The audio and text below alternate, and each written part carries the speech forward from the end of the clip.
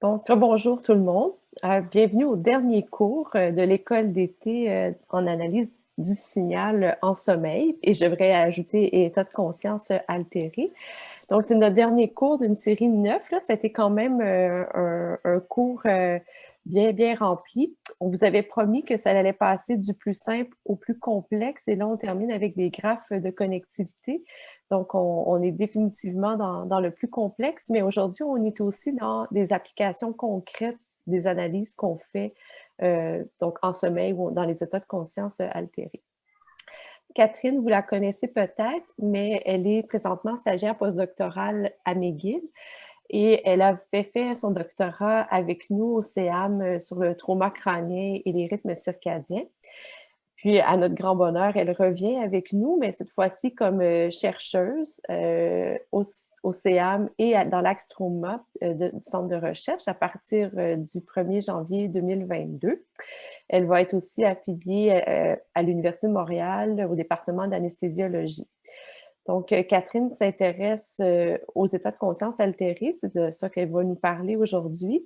Mais pour nous, c'est un grand atout de l'avoir dans l'équipe parce qu'il y a plein de liens à faire avec le sommeil. Puis déjà, Jean-Marc avait introduit ces notions-là.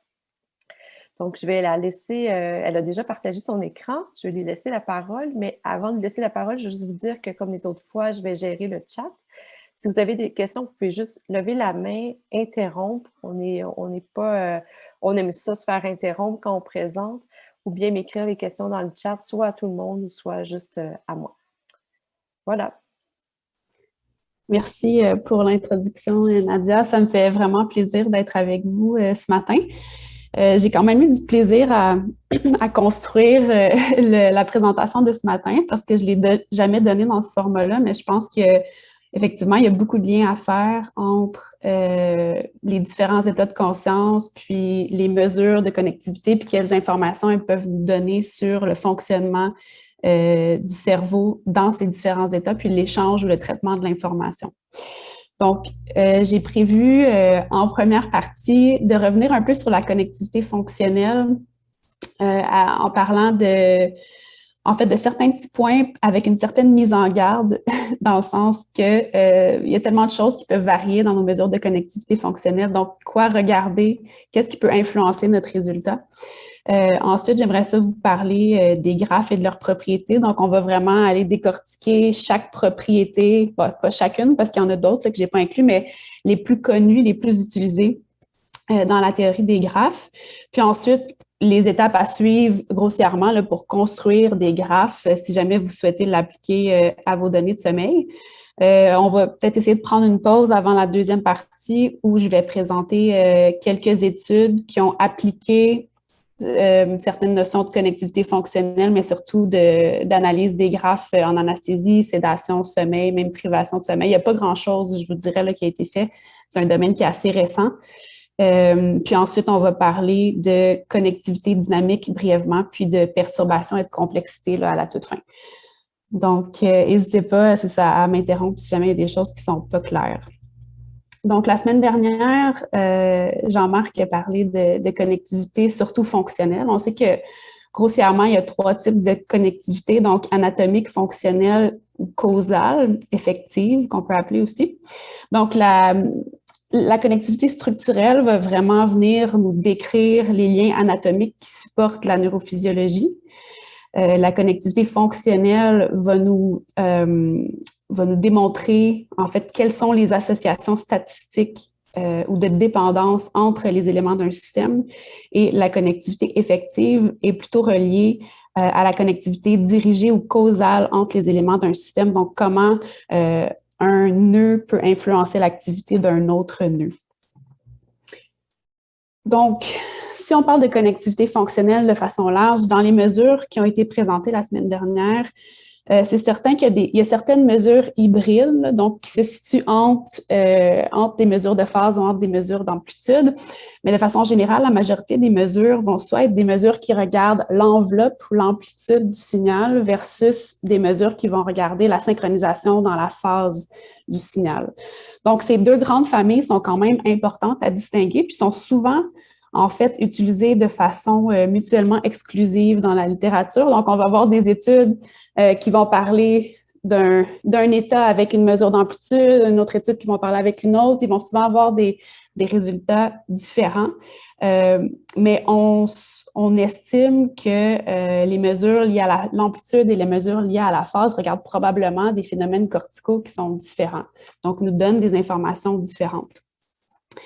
D'ailleurs, nous, dans le labo où je fais mon postdoc actuellement à McGill, on a voulu regarder les différences qui pouvaient être produites par une mesure d'amplitude versus une mesure de phase quand on regarde des changements de l'état de conscience. Donc, on a pris des données de l'Université du Michigan. Donc, ils ont fait une grande étude avec des sujets sains puis de biologie haute densité. Ils ont pris les sujets sains, ils leur ont donné une anesthésie à niveau chirurgical, donc une anesthésie très profonde pendant 3 heures. Puis ensuite, ils ont fait un monitoring de la récupération de leurs fonctions cognitives sur 3 heures. Donc, c'était vraiment un gros protocole. Nous, on a regardé les cinq époques que vous voyez ici, donc baseline dans un resting state de G avant le début de la sédation. Ensuite, les 5 premières minutes de sédation sous propofol. Donc, c'est une sédation très lente pour l'induction de l'anesthésie. Donc, à ce moment-ci, ils étaient encore conscients. On a regardé immédiatement après avoir arrêté l'anesthésie, donc la période inconsciente, ici où les patients étaient complètement inconscients, même si on venait tout juste d'arrêter l'administration de l'isoflurane. Ensuite, 5 minutes avant la récupération de la conscience. Donc, les patients dans ces 5 minutes n'étaient pas encore conscients, mais ils étaient sur le point de le redevenir. Et on a regardé 3 heures suivant la récupération de la conscience. Puis, on voulait voir à quel point nos mesures pouvaient prédire, en fait, les changements dans ces états de conscience. Donc, on a utilisé 2 mesures. Donc, AEC, c'est pour Amplitude Envelope Correlation, puis la WPLI, donc Weighted Phase Lag Index, dont Jean-Marc a parlé la semaine dernière. Puis, on peut voir ici quand même, c'est assez flagrant que nos 2 mesures nous donnent des matrices de connectivité qui sont complètement différentes. Ici, c'est vraiment la connectivité moyennée sur les 5 minutes dans chacun des états. Quand on regardait par la suite, en faisant de la localisation de source, comment chacune des régions d'intérêt était connectée au reste du cerveau, encore là, on peut voir qu'il y a des différences assez majeures entre les 2 mesures. Donc, on peut voir qu'avec l'AEC, par exemple, le moment où la connectivité est la plus forte, c'est vraiment dans l'état inconscient, donc tout de suite après l'arrêt de l'anesthésie profonde où les patients ne répondent plus du tout. Alors que pour la WPLI, c'est surtout en pariétal occipital pendant les épisodes où les gens sont encore conscients. Donc, déjà là, en regardant globalement la connectivité, on s'est rendu compte qu'il y avait quand même des différences majeures. On s'est dit peut-être qu'en combinant ces mesures-là, on aurait une encore meilleure prédiction des différents états de conscience. Mais on a d'abord regardé individuellement comment ces différentes mesures de connectivité étaient capables de prédire les changements du niveau de conscience. Donc, avec une approche de Support Vector Machine, on a demandé à l'algorithme de prédire dans quel état les sujets se trouvaient en fonction de la connectivité avec Amplitude Envelope Correlation et la WPLI. Et pour la prédiction de l'état inconscient, on avait une différence significative où l'AEC était supérieure pour la prédiction de l'état inconscient que la WPLI. Par contre, ce qui est intéressant, c'est que sur une base individuelle, il y a des participants pour qui l'AEC offre une meilleure prédiction, mais il y en a pour qui ça pourrait être parfois la WPLI qui est légèrement supérieure, dépendamment de l'état. Donc, il y avait quand même une petite variabilité individuelle par rapport à quelles mesures étaient plus prédictives de leur état de conscience. Ensuite, on a regroupé, tout à l'heure, je vous ai montré le protocole, il y avait les époques bleues où les patients étaient conscients, puis les époques oranges où les patients étaient pas conscients. Puis quand on regroupait les époques en fonction de si les patients étaient conscient ou non, donc responsive ou unresponsive. Encore ici, l'AEC était supérieur dans la prédiction des états où les patients étaient conscients versus inconscients.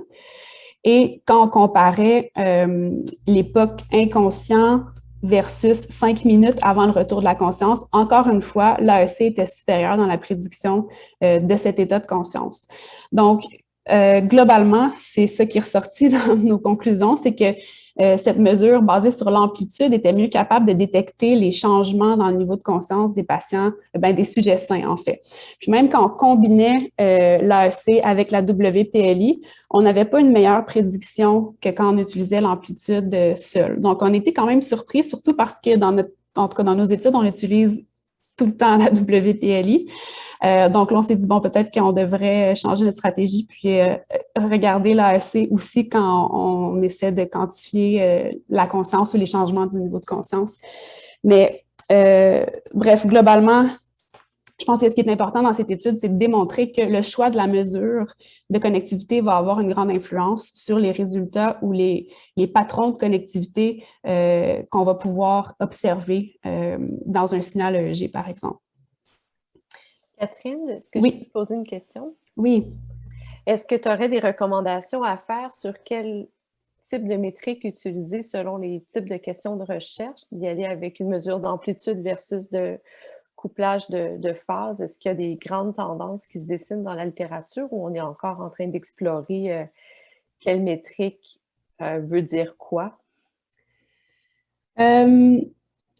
Il n'y a pas de grande tendance là, qui se dégage. En fait, de façon générale, il y a quand même quelques études qui sont sorties dans les dernières années qui démontrent que l'AEC en tant que telle est une mesure très robuste et réplicable. Là. Donc, elle ressort souvent comme étant une mesure supérieure, mais ce n'est pas nécessairement en lien avec des questions de recherche de sommeil ou de conscience.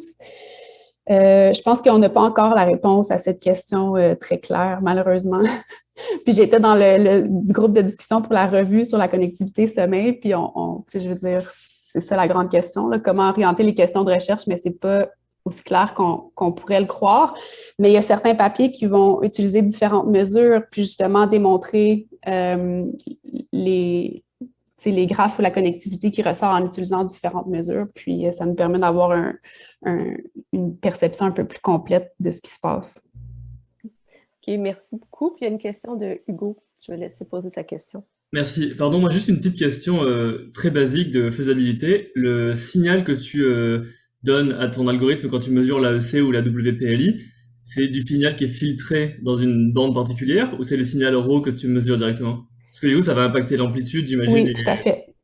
Très bonne question. En fait, nous, on regarde principalement l'alpha parce que dans les modifications dans la modulation de la conscience, surtout liée à l'anesthésie, c'est souvent l'alpha qui est prédicteur des changements qu'on observe. Là. Donc, dans le cas de notre étude, c'était dans la bande de fréquence alpha. Puis, de façon générale, c'est souvent comme ça qu'on va regarder les données. On va filtrer selon la bande de fréquence d'intérêt. Puis, on va souvent voir différentes choses. Puis, vous allez le voir dans les études que je vais présenter. Là. Différentes bandes de fréquences vont se comporter différemment en fonction des états de conscience puis des mesures qu'on regarde. OK, merci beaucoup. De rien. Évidemment, la littérature a aussi démontré que les connexions structurelles sont hautement prédictives des connexions fonctionnelles. Donc, ici, on voit, par exemple, la connectivité structurelle d'un réseau, puis ensuite différentes mesures de connectivité fonctionnelle en EEG ou en IRMF. Puis on voit que ça réplique assez bien en resting state la connectivité structurelle. Ce qui veut dire plusieurs choses. Là, ça veut dire que si on étudie des patients qui ont des lésions cérébrales, par exemple, on devrait s'attendre à ce que leur patron d'activité ou de connectivité fonctionnelle soit fortement influencé par leur lésion cérébrale. Mais ça ne veut pas dire que la connectivité fonctionnelle est statique. Et loin de là, parce qu'on sait à quel point, je vous l'ai montré dans l'étude qu'on vient de discuter. Là. Donc, on sait qu'un même sujet ou un même groupe d'individus vont changer leur patron d'activité fonctionnelle, même si leur connexion structurelle ne change pas. Donc, dans l'étude que je vous ai présentée, il n'y a pas eu de changement structurel, mais il y avait quand même des changements fonctionnels marqués selon selon l'état de conscience. Donc, la connectivité fonctionnelle fluctue dans le temps et à travers différents états, puis ça nous permet donc de vraiment capturer sur le plan plus granulaire comment différentes régions du cerveau vont se parler selon la tâche ou l'état dans lequel on est. Donc, Jean-Marc en a parlé aussi la semaine passée, mais encore ici, important de distinguer les différents sous-types de connectivité fonctionnelle. Donc, on a la connectivité dirigée, non dirigée, pondérée, non pondérée. Quand on parle de dirigée, c'est qu'on est capable de définir la relation souvent de phase. En fait, quel nœud dans notre graphe va précéder l'autre nœud ou quelle région va avoir un pic avant une autre région alors que ces régions sont connectées. Donc ça, c'est la notion de direction qui nous permet un peu de savoir soit dans quelle direction l'information est transférée ou quelle région précède une autre région.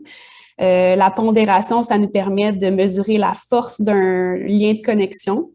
Donc, on peut lire des études qui vont considérer ces facteurs de différentes façons. Il y a des études qui vont regarder des réseaux dirigés, pondérés, et d'autres qui vont regarder des réseaux qui ont été binarisés, sans direction. Et sur tous ces types de réseaux, on peut calculer les graphes. Donc, dans la méthodologie, c'est important de lire les distinctions parce que ça va influencer quand même le type de graphe et de mesure qu'on va être capable d'avoir. La majorité de la littérature en connectivité est aussi basée sur les moyennes. Donc, on va souvent prendre, disons, 5 minutes d'enregistrement EEG. On va regarder la connectivité moyenne sur 5 minutes. Mais de plus en plus d'études, en fait, il y en a encore peu, mais c'est une tendance qui émerge graduellement. Les études vont commencer à regarder la connectivité dynamique. Donc, regarder chaque fenêtre, par exemple, de 10 secondes avec une sliding window de 1 seconde et considérer chacune de ces fenêtres de 10 secondes comme un état de connectivité en soi. Puis, je vais vous en parler aussi dans une autre étude qu'on a effectuée dans le labo. Donc, cette petite mise en garde dont je vous parlais, les choses à considérer quand vous construisez votre graphe ou votre matrice de connectivité, choisir le nombre de nœuds. Donc, c'est sûr que dans un réseau EEG où on a 20 électrodes, on va avoir 20 nœuds qui vont être connectés de différentes façons. Est-ce qu'on s'en tient aux nœuds sur le scalp ou on fait de la localisation de source? Encore là, ça risque d'influencer les matrices de connectivité qui sont produites. Ensuite, quand on choisit la mesure de connectivité, est-ce qu'on se base sur l'amplitude ou la phase? C'est pas clair quoi regarder. En fait, souvent, c'est une préférence de labo, là. Chaque labo a comme sa mesure, puis il analyse tout avec cette mesure-là, mais ça ne veut pas dire que c'est la seule façon de le faire. Est-ce qu'on prend des réseaux qui sont binaires ou pondérés, dirigés, non dirigés? Est-ce qu'on regarde la connectivité statique ou dynamique? Et encore là, il y a de la variabilité individuelle dans quelle mesure risque de mettre en valeur des changements chez un même individu. Donc, c'est tous les éléments à considérer là, si vous voulez vous lancer dans la connectivité fonctionnelle et l'analyse des graphes. Mais en même temps, ce qui est rassurant, c'est qu'il n'y a pas nécessairement de mauvaise réponse. C'est que vous allez exposer dans vos méthodes ce que vous avez utilisé. Souvent, c'est très peu justifié. Puis vos conclusions vont être en fonction des mesures que vous avez choisies aussi. Donc, des fois, il faut se poser la question de façon inverse. Là, quel genre de conclusion on souhaite avoir pour ensuite choisir, évidemment, la métrique qui va mieux y répondre. Catherine, oui. Il y a une question de Roger. Oui, Roger. Je reviens à la question précédente qu'il y a eu. Là, vous autres, vous prenez l'alpha. Là, dans tes mises en garde, dans tes choix, tu ne mets pas le choix de la bande de fréquence. Mais j'imagine que ça va être assez différent de regarder une bande de fréquence ou l'autre. Oui, tout à fait. J'aurais dû le mettre, là, c'est tellement majeur que oui, ça va être différent d'une bande de fréquence à l'autre. Puis je peux me permettre, je vais rajouter une question que j'avais tantôt par rapport à l'alpha. Quand on est en sommeil, en tout cas, la façon de voir de l'alpha, c'est que quand tu es réveillé et tu as de l'alpha, c'est que tu es en train de quitter la conscience pleine, tu t'en vas dans le sommeil. Puis quand tu es en sommeil, tu as de l'alpha, c'est que tu es en train de quitter le sommeil pour aller vers l'éveil. Là, toi, tu comparais, quand ils sont sous le propofol, ils sont en train de tomber tranquillement dans l'inconscience, puis inversement, puis tu avais des mesures différentes selon que tu prenais une des deux méthodes de connectivité. Quel sens qu'on peut donner ça par rapport à ce qu'on observe en sommeil? Est-ce qu'on quitte la conscience puis c'est plus pertinent ou moins pertinent? L'enjeu avec la sédation et l'anesthésie, c'est que l'augmentation de l'alpha est beaucoup liée à la molécule et non l'état de conscience. En fait, c'est difficile de distinguer les deux.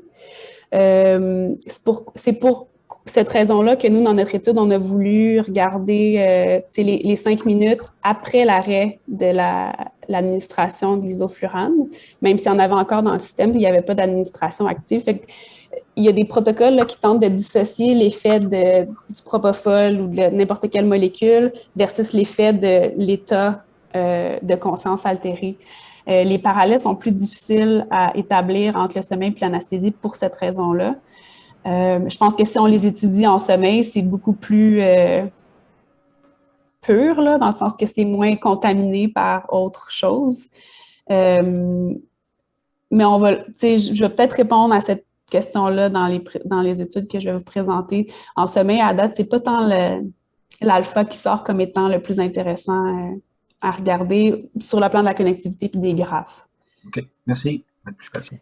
Catherine, il y a une autre question, puis j'en ai une aussi. Donc, il y a une question dans le chat, c'est est-ce que le weight il est stationnaire ou fluide avec le temps? Donc, quand tu fais des mesures pondérées, est-ce que c'est, si je comprends bien, est-ce que c'est dynamique? Ben, ça dépend si on fait des mesures sur 5 minutes ou 10 secondes, là, dans le sens que si on regarde pour produire une matrice de connectivité qui est la moyenne d'une époque donnée, nos weights, là, le poids de notre connexion va être statique sur ces 5 minutes. Mais si on regarde à l'intérieur de ces 5 minutes en fraction de 10 secondes, c'est quelque chose qui est dynamique puis qui change. Merci. Puis moi, j'ai une question par rapport à ta diapo précédente, où on voit toutes les options qui s'offrent à nous, puis la quantité de données qui peuvent être générées. Puis ma question, c'est est-ce qu'il y a des outils qui sont très bons pour faire moi, si je veux faire de l'analyse de connectivité comme ça, est-ce qu'il y a des logiciels présentement qui existent puis qui offrent tout ça, puis j'ai juste besoin de cocher ce que je souhaite faire, ou c'est encore beaucoup de développement méthodologique lorsqu'on veut faire des analyses de connectivité? Il y a quand même beaucoup d'outils qui existent. Surtout, par exemple, Brain Connectivity Toolbox, c'en est une qui a été développée et améliorée au fil du temps. Là. Puis la majorité des mesures que je vais vous présenter se trouvent dans cette boîte d'outils-là. Par exemple, c'est pas coché, c'est pas aussi simple que juste dire je veux analyser ça de telle façon avec tel et tel paramètre. Ça serait merveilleux là, si ça existait, puis on pourrait peut-être le développer, mais pour l'instant, c'est des codes séparés là, qu'on doit télécharger pour ensuite analyser différents paramètres. Mais ils ont le code, par exemple, quand on veut comparer notre réseau à des réseaux aléatoires, là, randomisés, pour voir si nos connexions sont significatives ou non. Ils ont le code pour des graphes binaires pondérés, dirigés, non dirigés. Donc, c'est possible de choisir en fonction de notre approche là, de façon individualisée. Merci. De rien. Donc, les graphes et leurs propriétés. La théorie des graphes, en fait, c'est récent en neurosciences, là, c'est vraiment une approche méthodologique qui a été plutôt appliquée aux mathématiques, à la physique. Les premières réflexions en ce sens-là datent de 1736, quand un scientifique suisse a publié, dans le fond, le problème des 7 ponts de Königsberg, puis il disait qu'il ne pouvait pas traverser la ville en empruntant chacun des ponts seulement une fois. Puis, dans son essai, il discutait de pourquoi c'était comme ça. Puis, en fait, c'était le début de la théorie des graphes. Donc, chaque morceau de terre, là, donc une partie de l'île est un nœud, l'île au milieu, c'est un autre nœud, l'île ici, c'est un autre nœud. Puis la raison pour laquelle on ne pouvait pas traverser la ville en passant seulement une fois par chacun des ponts, c'est parce qu'il y avait un nombre impair de connexions entre les différentes îles ou les différentes parties de la ville. Mais bref, c'était le début de la théorie des graphes. Puis, on en parle de plus en plus un peu partout pour décrire, en fait, les réseaux sociaux, pour décrire les relations entre différents éléments d'un système, que ce soit en biologie, en physique, le réseau aérien, comme on voit ici. Donc, c'est comment les différents éléments d'un même groupe, d'un même réseau sont connectés entre eux. Il y a vraiment plusieurs façons de décrire ces relations-là entre les différents éléments d'un réseau. Donc, on va acquérir nos données, on va choisir nos nœuds, donc les points qu'on souhaite connecter. On va appliquer une mesure de connectivité, encore là, selon différents paramètres qu'on décide, pour ensuite mesurer les propriétés des graphes qui sont produits par ces mesures de connectivité. Donc, il y a beaucoup de vocabulaire associé à ça. Je parlais des nœuds tout à l'heure, mais les nœuds, par exemple, dans un réseau EEG, ça va littéralement être les électrodes. Donc, on va essayer de voir comment l'activité sous chaque électrode est connectée dans ce réseau. Donc, les nœuds sont les électrodes, les arêtes ou les liens sont les connexions entre les nœuds. Quand on parle du degré, c'est le nombre de connexions ou le nombre de liens entre chaque nœud. Donc, ici, notre premier nœud, il y a un K, un degré de 1, il y a une seule connexion. Par exemple, ici, on en a un qui est très fortement connecté, il y a un K de 8, donc il y a 8 connexions à d'autres nœuds dans le réseau. Et on peut parler aussi de motifs qui sont des sous-graphes ou des patrons de connectivité entre un nombre donné de nœuds.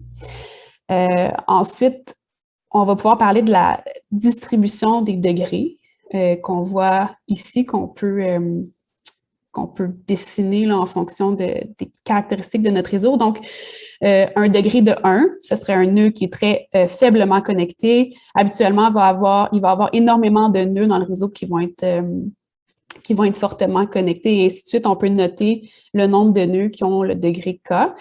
Et dans un réseau invariant d'échelle qu'on appelle scale-free, c'est un réseau, en fait, le réseau neuronal est un réseau scale-free, c'est ce qu'on a pu découvrir avec l'application de la théorie des graphes à la neuroscience. Donc, dans un réseau scale-free, comme je vous ai dit, il y a énormément de nœuds qui ont un très faible degré. Et ça suit une loi de la puissance. Donc, on va rapidement diminuer le nombre de nœuds qui ont un degré élevé et il va y avoir vraiment un faible nombre de nœuds qui sont très fortement connectés dans ce réseau. C'est ce qui va distinguer, en fait, un réseau scale-free d'un réseau aléatoire, par exemple, où là, les connexions sont aléatoires et ne suivent pas cette loi de la puissance. Et cette notion de réseau invariant d'échelle ou scale-free est intimement liée à la notion de robustesse d'un réseau. Donc, un réseau scale-free, c'est un réseau qui est robuste. Un réseau qui est robuste, c'est un réseau qui va rester intègre le plus possible, même si on élimine certaines composantes du réseau. Si, par exemple, il y a une partie du cerveau qui ne fonctionne plus, est-ce que le réseau va quand même pouvoir fonctionner ou tout va s'éteindre, puis rien va pouvoir se poursuivre. Donc, par exemple, si on élimine le nœud rouge, ben, il y avait 3 connexions, donc on élimine ces 3 connexions, mais le restant du réseau va quand même continuer à fonctionner, puis un message dans ce nœud-ci va pouvoir quand même se rendre à un nœud éloigné, même si on a éliminé le nœud en rouge. Si on fait la même chose avec le bourgogne, on élimine ces connexions, le réseau, il reste quand même robuste grâce à cette structure qui est invariante d'échelle. Même si on élimine ici notre nœud qui est le plus densément connecté, on va quand même pouvoir garder une connexion avec les nœuds qui sont éloignés parce qu'il y a une structure qui est invariante d'échelle. Par contre, si on a un réseau aléatoire, on élimine, par exemple, ce nœud en Bourgogne, on va perdre une partie du réseau quand même importante. Si on en élimine un différent, par exemple celui-ci, à ce moment-là, on perd presque tout le réseau.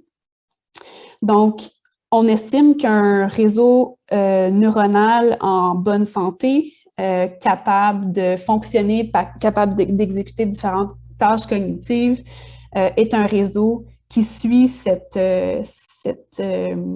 puissance, loi de la puissance, là, qui est donc invariant d'échelle, ce qui permet de résister à différentes défaillances qui pourraient survenir dans le système. On peut aussi aller quantifier le coefficient de regroupement qu'on appelle le clustering. Donc, c'est une mesure de regroupement des nœuds du réseau. Ça veut dire à quel point les voisins d'un nœud sont connectés entre eux. Et donc, s'ils sont connectés entre eux, à quel point est-ce que c'est possible qu'un nœud et ses voisins fassent partie d'un cluster, d'un petit groupe fortement connecté. Donc, plus le clustering est élevé, plus il y a un haut degré de regroupement des nœuds. Donc, la formule à appliquer, là, c'est quand même simple. Le degré d'un nœud, on sait, c'est K, donc le degré, donc le nombre de connexions. NI, c'est le nombre de liens entre les voisins de I, puis les voisins, c'est les nœuds qui sont connectés. Donc, par exemple, si on regarde le nœud A, A a 3 voisins immédiats qui sont les nœuds bleus, mais ces nœuds n'ont aucune connexion entre eux. Donc, si on applique la formule, ça fait 2 fois NI, 2 fois 0 divisé par 3 fois 6, donc 0. Il n'y a pas de clustering du nœud A. Si on regarde le nœud B est vraiment fortement connecté.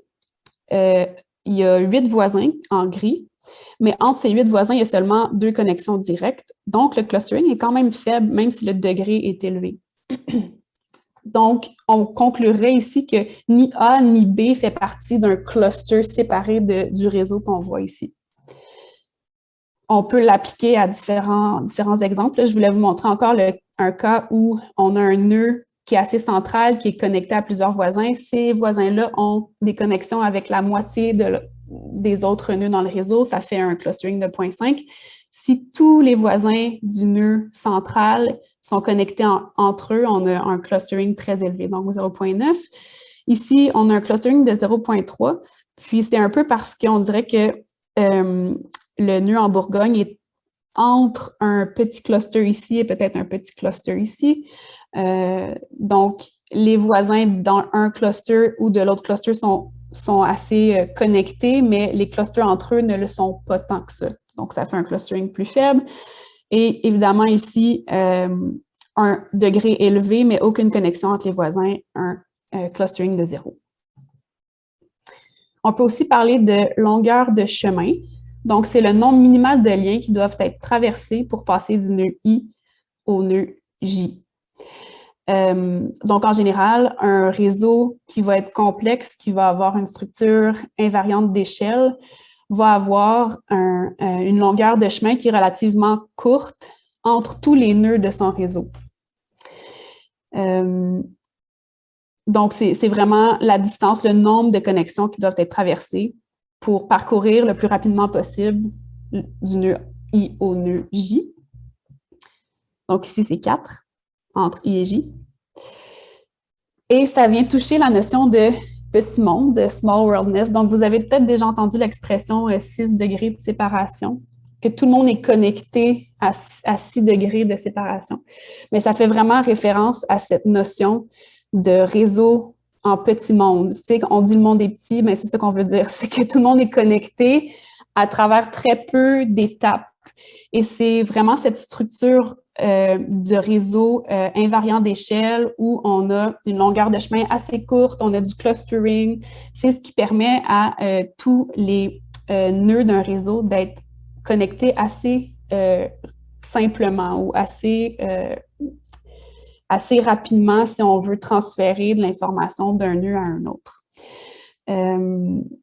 Même, en fait, avant, on pensait que les gens, c'était 6 degrés, mais maintenant, avec les réseaux sociaux, je pense que les études qui ont analysé les degrés de séparation entre tout le monde, c'est rendu 3 ou 4. Là. Donc, chaque personne est connectée à 3 ou 4 degrés de séparation, ce qui est quand même fascinant, je trouve.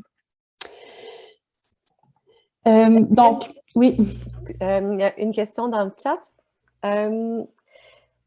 Je vais te la lire si tu veux. Les connectivités sont-elles généralement traitées comme des variables continues ou catégorielles, étant donné que l'activation des neurones, c'est quelque chose de binaire?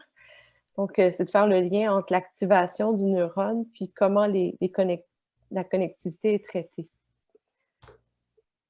C'est peut-être plus facile dans le cas de l'IRMF que dans le cas de l'EEG, parce que dans le cas de l'EEG, on a une grosse population de neurones sous l'électrode, donc c'est difficilement binaire. Par exemple, on va tenter de binariser notre réseau pour que ce soit plus simple à analyser. Donc, est-ce que c'est une variable continue? Oui. Est-ce qu'on va la traiter comme variable continue? Pas toujours. On va tenter de simplifier parce que sur le plan computationnel, ça peut être assez complexe. Mais de plus en plus, on tente de garder le plus d'informations possible, donc de regarder sur les plus petites échelles de temps possibles, garder la pondération, garder la direction si on peut, puis il y a des gens qui travaillent sur l'élaboration de ces codes-là pour le mesurer. Donc, je pense que de plus en plus, on va voir des études qui utilisent, qui traitent la connectivité comme une variable continue, mais pour l'instant, c'est surtout binarisé et non dirigé, ce qu'on va voir, là. Donc, j'espère que ça répond à la question. Merci. De rien. Donc oui, cette notion de petit monde qui, en fait, explique que dans un grand système, tout est connecté à travers très peu d'étapes. Ça combine vraiment les mesures de clustering et de longueur de chemin. Donc, il y a différentes mesures là, de Small World, puis chacune va intégrer le clustering et la longueur de chemin dans sa mesure. Mais globalement, si on parle d'un réseau Small World, c'est vraiment un réseau qui a un équilibre entre le clustering et le path length, la longueur de chemin. Donc, un réseau qui est aléatoire va avoir un très faible clustering et une très petite longueur de chemin entre ses nœuds. Mais ça fait qu'il y a énormément d'intégration, mais peu de ségrégation. Donc, il y a beaucoup d'intégration globale, mais peu de traitement local de l'information. Si on va dans un réseau qui est régulier, on va avoir l'inverse, où là, on a un très haut clustering. En fait, c'est un cluster, sauf que la longueur de chemin entre, par exemple, un nœud ici puis un nœud de l'autre côté va être quand même vraiment plus long. Donc, un réseau Small World, c'est un réseau qui a un équilibre entre le clustering et la longueur de chemin pour permettre à la fois l'intégration et la ségrégation dans le traitement de l'information. On peut aussi parler d'efficacité. Souvent, on va voir des mesures d'efficacité, mais c'est vraiment simplement l'inverse de la distance ou de la longueur de chemin entre deux nœuds. On parle d'efficacité globale quand on va moyenner les efficacités locales ou nodales de notre réseau. C'est des mesures encore là que vous risquez de croiser. On peut parler de modularité aussi. Donc, c'est à quel point un réseau se partitionne en communautés distinctes. Ça mesure la densité des connexions à l'intérieur des communautés par rapport à la densité des connexions entre les communautés. Puis on applique souvent un algorithme de Louvain pour déterminer le niveau de modularité d'un réseau. Puis ça ressemble un peu à une approche K-means là, de clustering. On va vraiment voir si on partitionne notre réseau. Par exemple, ici, est-ce que c'est la meilleure façon de décrire notre réseau? On peut voir que dans le cas ici où on sépare l'orange et le bleu à cet endroit, c'est pas idéal, mais si on le partitionne ici, ça fait plus de sens. Donc, c'est un peu ça le concept de la modularité. Si on a, par exemple, des modules qui sont très fortement connectés à l'intérieur d'eux-mêmes et ont des connexions entre eux, on va avoir une modularité relative beaucoup plus forte que si on a énormément de clusters, mais qui sont faiblement connectés à l'intérieur d'eux. Donc, c'est à quel point on a une ségrégation locale dans le traitement de l'information, à quel point on a des régions cérébrales, par exemple, qui travaillent ensemble sur une même tâche. La notion de centralité, ça vient décrire combien de chemins le plus court entre tous les nœuds d'un réseau traverse le nœud en question. Donc, à quel point c'est nécessaire de passer par ce nœud-là pour se rendre à un autre nœud. Donc, c'est un peu comme une autoroute dans le réseau. Donc, ici, notre nœud en gris, c'est un nœud avec un degré élevé, sauf que le nœud avec la centralité la plus élevée, ce n'est pas le nœud avec le degré le plus élevé dans ce cas-ci. Ce serait celui-ci parce que toutes les connexions qui doivent passer on pourrait presque l'appeler un module, à un autre module, doivent absolument passer par ici. C'est comme un pont ou une autoroute, vraiment. Là. Donc, ici, le nœud Bourgogne aurait la centralité la plus élevée. Ici, dans le réseau du bas, ben, si on veut se rendre d'un nœud ici à un nœud là, ben, on va passer par celui-ci. Puis ça risque d'être le cas pour plusieurs des nœuds qui souhaitent communiquer avec un nœud qui est de l'autre côté là, du réseau. Finalement, on peut parler de hubs, de connecteurs. Donc, ça, c'est les nœuds qui sont... Ben, en fait, la définition peut varier. Donc, ça peut être un nœud avec un degré élevé, donc un nœud qui est fortement connecté. Ça peut être un nœud avec une centralité élevée ou ça peut être les deux. Mais évidemment, dépendamment de comment on définit notre hub, on ne parle pas nécessairement de la même chose. Donc, si on parle d'un nœud avec un degré élevé, ben ici, notre hub bleu va être semblable à notre hub jaune parce qu'ils ont probablement à peu près le même nombre de connexions. Par contre, si on regarde la centralité, ben le hub qui est bleu n'a pas du tout la même centralité que notre hub qui est jaune parce que notre hub qui est jaune, c'est un connecteur entre deux modules. Puis, il y a beaucoup plus de chemins qui vont devoir passer par là si on veut communiquer les nœuds de ce module au nœud de ce module ici à droite. Puis, c'est un peu ce qui va distinguer les hubs qui sont des connecteurs versus les hubs qui sont plus provincial, qu'on appelle, donc qui sont importants dans leur module, mais pas nécessairement pour connecter différents modules entre eux. Donc, encore là, notre définition de hub va dépendre probablement de notre question de recherche. Est-ce qu'on veut savoir quels nœuds ont un rôle important sur le plan local ou quels nœuds ont un rôle important dans l'intégration des différents modules du cerveau? La notion d'assortativité et désassortativité, c'est aussi assez proche de la notion de hubs. Donc, c'est la corrélation du degré des nœuds qui sont directement connectés. Donc, dans un réseau assortatif, on va avoir, par exemple, notre nœud ici qui a un degré de 4, va être entouré par d'autres nœuds qui ont des degrés de 4 et risquent, eux, d'être entourés par des nœuds qui ont aussi un haut degré. Puis plus on s'éloigne, plus on va diminuer le degré de nos nœuds. Alors qu'un réseau désassortatif, ça va être, il va avoir une faible corrélation entre le degré d'un nœud et ses voisins, comme on peut voir ici. Donc, nos nœuds dans un réseau désassortatif peuvent être hautement connectés, mais sont entourés de nœuds qui sont faiblement connectés. Donc, c'est sûr qu'ici, s'il y a une défaillance de ce nœud bleu, ben, on va perdre toute cette région du réseau. Alors qu'ici, c'est un peu moins critique, c'est un peu ce que je vous disais dans la robustesse de notre réseau invariant d'échelle. On va vraiment avoir un réseau qui va être préservé, même si on a un problème avec un des nœuds ou une des régions cérébrales. Puis quand on parle de rich clubs, on dirait qu'on parle d'un club de golf ou je ne sais pas quoi, mais c'est vraiment à quel point les hubs sont connectés à d'autres hubs. Donc, dans un réseau assortatif, on va avoir un haut niveau de rich club. Donc, les hubs vont être connectés entre eux, puis ils vont constituer en fait des nœuds très importants dans le réseau parce qu'ils communiquent entre eux, puis ils ramènent l'information probablement dans leurs modules respectifs à travers le cerveau.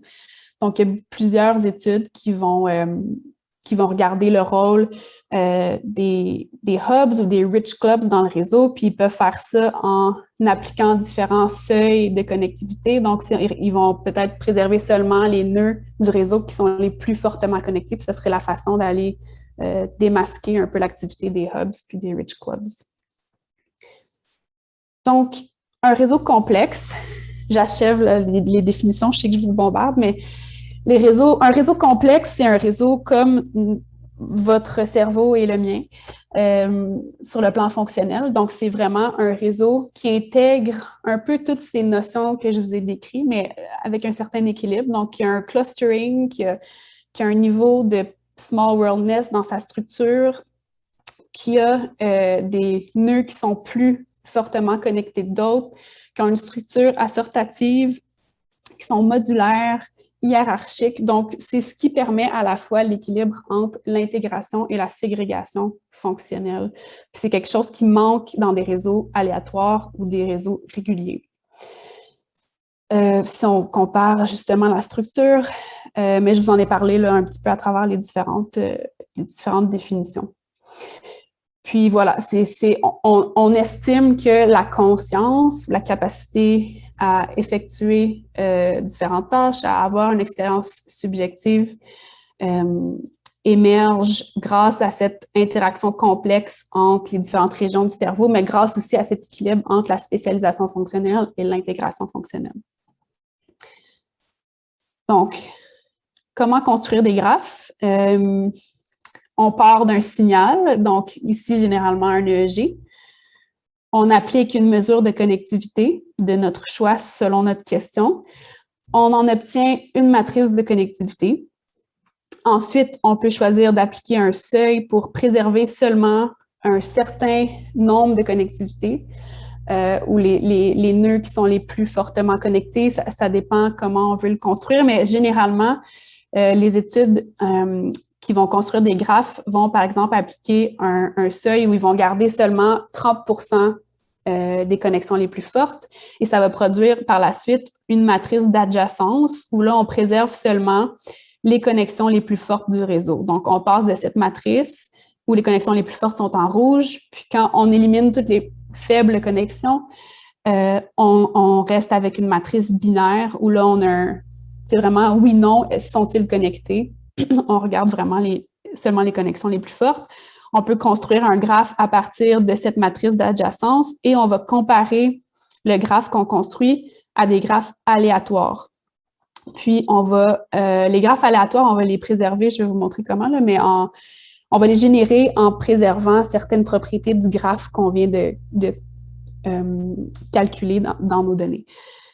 Donc, pour le seuil, par exemple ici, on pourrait décider de bâtir un graphe à partir de cette matrice au centre où on a établi un seuil, puis on veut garder la pondération. Mais la majorité des études vont se simplifier la vie puis vraiment aller vers la binarisation. Donc, convertir cette matrice en une matrice binaire.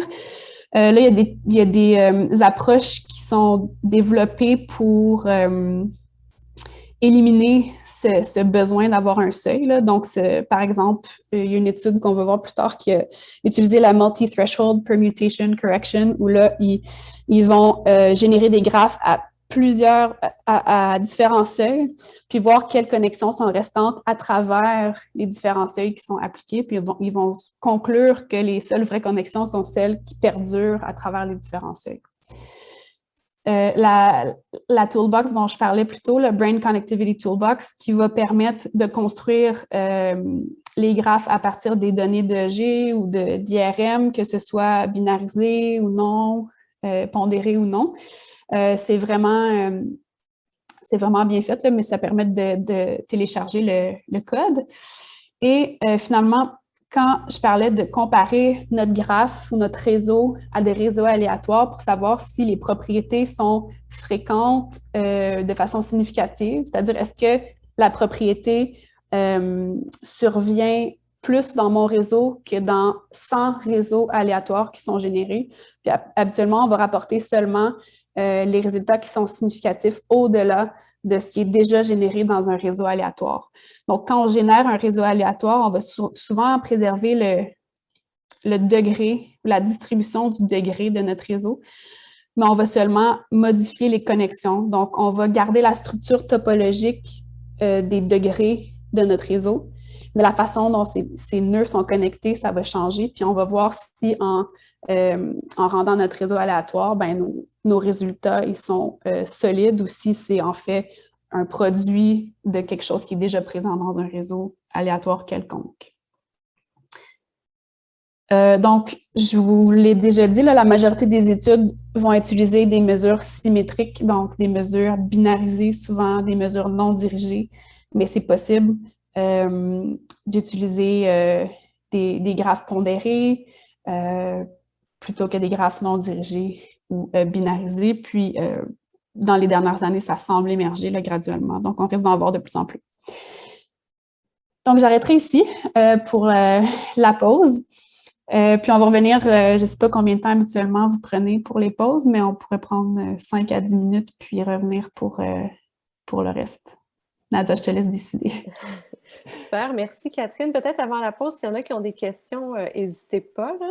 Je pense qu'il il y a beaucoup de concepts qui ont été présentés, puis la présentation va être sur YouTube, donc si vous voulez la revoir, ça va être possible. Il y a une question de Hugo. On va prendre ta question. Pardon, moi j'ai encore une question, et là ça va être une question qui est un peu floue, genre je sais pas vraiment si tu auras une réponse claire, mais c'est, peut-être que tu vas en parler après quand tu vas les différents états de conscience, mais dans les différentes théories de la conscience, il y a Tononi qui est venu avec cette variable phi, qui a l'air de te baser, selon ma compréhension, aussi sur cette logique de graphe, et comment tu lirais ça? Je sais peut-être pas du tout, mais c'est quoi le lien entre ça et les différentes variables que tu nous as présentées en termes de toute la liste longue de variables? Est-ce que phi c'est un mélange de tout ça? Est-ce que c'est totalement autre chose? Non, je pense que c'est un mélange de tout ça. Je pense que phi vient vraiment capturer la complexité du réseau et l'équilibre entre l'intégration et la ségrégation. Donc, phi, c'est vraiment basé sur la théorie de l'intégration de l'information. Donc, ça mesure à quel point l'information est intégrée dans le système, mais il me semble que ça intègre aussi la notion de ségrégation. Donc, l'intégration locale autant que globale. Phi essaie de capturer si notre réseau a cette configuration optimale pour l'intégration et la ségrégation à la fois, là. Donc, si la complexité est présente. Donc, oui, ça rejoint beaucoup ce que tu dis. Merci beaucoup. Catherine, je me demandais à quel point, là, on va parler des états de conscience, fait qu'on va aller vers quelque chose qui est très, très différent d'un cerveau, soit en santé ou à l'éveil.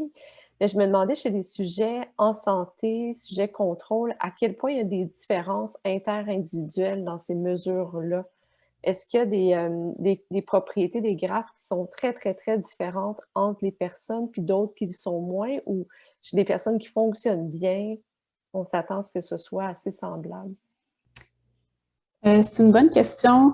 J'ai pas vraiment de détails, mais je sais qu'il peut y avoir quand même la variabilité sur certains points. La notion de synchronisation explosive des réseaux, ça a émergé il y a quelques années, là. Puis, par exemple, les patients ou les gens qui souffrent de fibromyalgie auraient un réseau qui a des caractéristiques de synchronisation explosive, c'est-à-dire qu'ils sont probablement trop fortement connectés, ce qui fait en sorte qu'une petite perturbation du réseau peut influencer tout le réseau. Puis ça viendrait toucher aussi possiblement à la capacité de transiter d'un état de conscience à un autre. Donc, il y a par exemple des gens qui vont perdre conscience très rapidement lorsqu'on leur donne la sédation ou l'anesthésie, mais ça va leur prendre souvent beaucoup de temps à retrouver la conscience et inversement, il va y avoir des gens que c'est long avant qu'ils perdent conscience, mais ils vont la retrouver rapidement. Puis là, en fait, les hypothèses sont que c'est des propriétés du réseau fonctionnel différentes qui pourraient expliquer ces phénomènes, mais on commence à peine à l'explorer. Donc, je pense que la réponse serait oui, mais à quel point ou qu'est-ce qui est vraiment en jeu, on ne sait pas tout à fait encore. Puis est-ce que c'est la même chose pour notre capacité à tomber endormi? Ben, probablement. Moi, ce serait mon hypothèse. C'est que l'insomnie, par exemple, c'est la difficulté à s'endormir pourrait peut-être être liée à certaines propriétés des graphes ou du réseau fonctionnel qui viennent un peu perturber la transition ou la capacité du cerveau à changer sa configuration fonctionnelle pour passer d'un état à l'autre. Mais ça n'a pas déjà été testé. Pas à ma connaissance, non. Okay. Je pense qu'on va avoir plein de questions à tester. Toutes ces mesures-là, là, je pense que ce ne sera pas ça le défi, là, ça va être de réussir à utiliser toutes ces métriques-là. Donc, on va aller à la pause. Je propose qu'on reprenne à 11h05, donc 9 minutes de pause. Excellent. À tout de suite. Merci.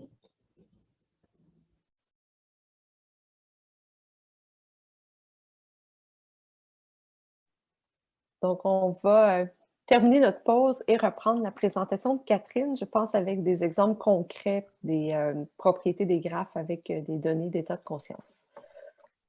Tout à fait. Donc, je vous disais tantôt, c'est quand même un domaine qui est relativement récent, là. Donc, il n'y a pas énormément de données. Je n'ai pas toutes mis les études. J'ai essayé, en fait, de faire sortir les études EEG, mais il y en a encore moins que des études en IRM, IRMF, là. Donc, j'ai quand même combiné des études d'IRM juste pour vous donner un portrait de ce qui se passe en anesthésie, en sédation, etc.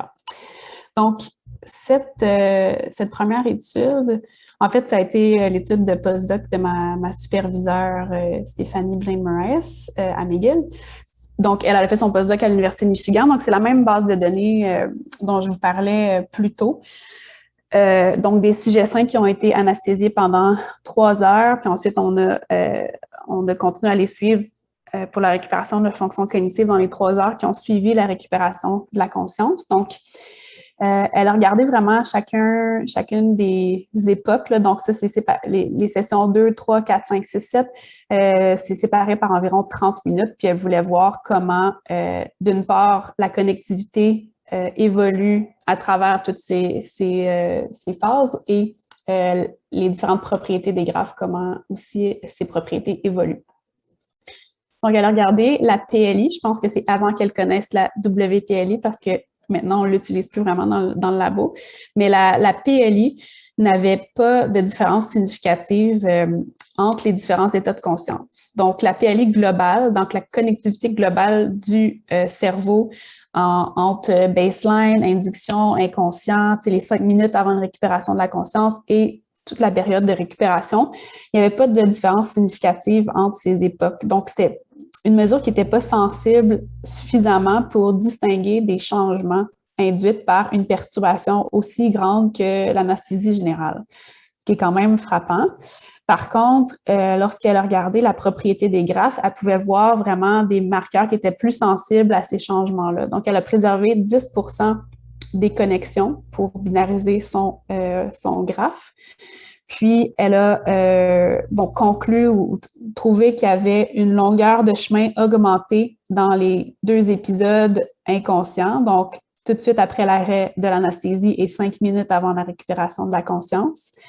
Dans ces 2 mêmes époques, il y avait une augmentation du clustering coefficient, une diminution de l'efficacité globale et il y avait une tendance vers une augmentation de la modularité.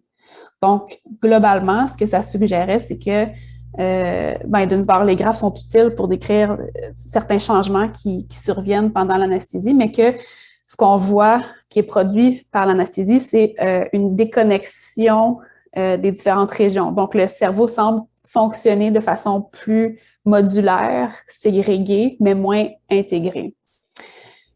On a repris la même base de données pour 2 choses. On a refait l'analyse de connectivité avec la WPLI, puis on a préservé 35% des connexions au lieu de 10. On voulait voir la différence. Mais l'objectif principal de notre étude, c'était de regarder les motifs. Donc, tantôt, je vous ai dit qu'il peut y avoir des patrons d'activité différents entre les nœuds d'un réseau. Donc, on a regardé les motifs à 3 nœuds avec la connectivité fonctionnelle dirigée, donc la Directed Phase Lag Index, DPLI, qui nous permet de voir quel nœud précède un autre nœud dans sa connectivité. C'est une mesure un peu hybride entre la connectivité fonctionnelle et effective. Certains disent que c'est une mesure de connectivité fonctionnelle, d'autres disent que c'est une mesure d'efficacité effective, mais il n'y a pas nécessairement de relation cause à effet dans cette mesure. Donc, on capture vraiment juste quelle mesure précède l'autre dans sa synchronisation. Ça nous permet de regarder les liens entre les différents nœuds du réseau, donc vraiment sur le plan granulaire, là, à quel point les nœuds, dans quel patron d'activité est-ce que chaque nœud va participer au courant du changement des états de conscience. Donc, sur le plan de la théorie des graphes, là, on a pu revoir certains résultats qui avaient été démontrés dans le papier de Stéphanie, mais ce n'était pas constant. Donc, ici, dans l'épisode inconscient, on n'avait pas de différence significative dans la modularité. Par contre, 30 et 10 minutes avant la récupération de la conscience, c'était significatif. Bon, c'est seulement 9 sujets, là, donc c'est certain que ça prend avec un grain de sel. Le clustering était augmenté pendant tous les épisodes inconscients. Donc, ça, c'était consistant avec les résultats de Stéphanie.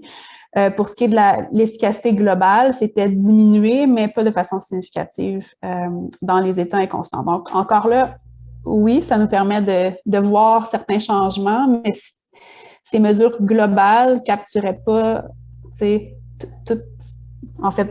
capturait pas de façon claire si la personne était consciente ou inconsciente. Ça ne nous permettrait pas de classifier un état si bien que ça, là, si on devait le faire.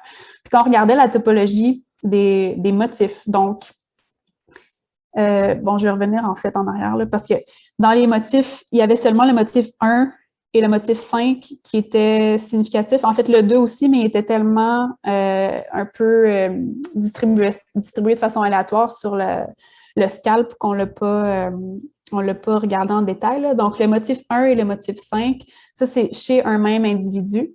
Donc, ce qu'on voit, c'est que le motif 1, c'est-à-dire 2 nœuds qui communiquent vers un 3e nœud, les nœuds qui participaient à ce motif étaient antérieurs dans les états conscients et postérieurs, centro-postérieurs dans les états inconscients. Puis c'était l'inverse pour le motif 5, qui était plus un motif fermé, donc en boucle, un nœud qui communique avec un autre nœud, qui communique avec un autre nœud qui revient au premier. Donc, les nœuds impliqués dans cette communication-là étaient surtout postérieurs dans les états conscients et antérieurs dans les états inconscients. Puis, on a vu sur le plan du groupe que c'était statistiquement différent pour tous les états inconscients pour le motif 1.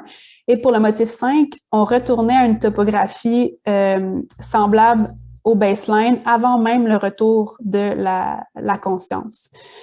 Comme les motifs sont vraiment une mesure granulaire du réseau, vraiment, vous savez regarder la façon dont chaque nœud communique avec 2 autres voisins, là. Ça nous a permis de voir que la réorganisation topologique des motifs pourrait soit précéder ou accompagner le retour de la conscience. Puis ça devient intéressant parce qu'on peut peut-être mieux comprendre comment le réseau se reconstitue pour soutenir éventuellement la conscience, surtout dans le cas du motif 5 qui redevient semblable à sa topographie de baseline avant le retour de la conscience. D'autres études qui ont regardé la sédation et les transitions, celle-ci date de 2017. Donc, les sujets avaient eux-mêmes une pompe de propofol, donc ils pouvaient choisir leur concentration, puis ils devaient être attentifs à des stimuli auditifs. Évidemment, il y avait des settings qui les empêchaient de s'en injecter trop là, ou trop rapidement.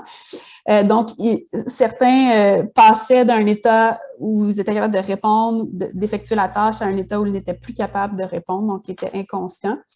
Puis ce qui est intéressant, c'est qu'ils ont regardé pas juste les états conscients et inconscients, mais aussi les transitions, les secondes de transition ou les fenêtres de 10 secondes dans lesquelles les sujets passaient d'un état conscient à inconscient ou d'un état inconscient à un état conscient.